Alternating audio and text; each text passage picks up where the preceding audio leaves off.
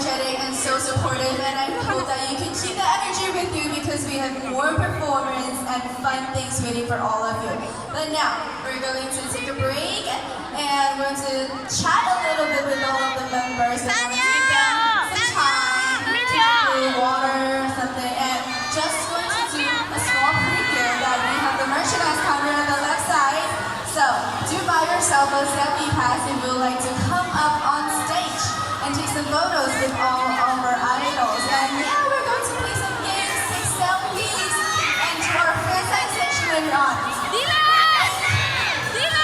guys, I know you are really happy I'm too, but I need you to keep your volume down a bit so I can continue hosting the show. Okay, thank you so much.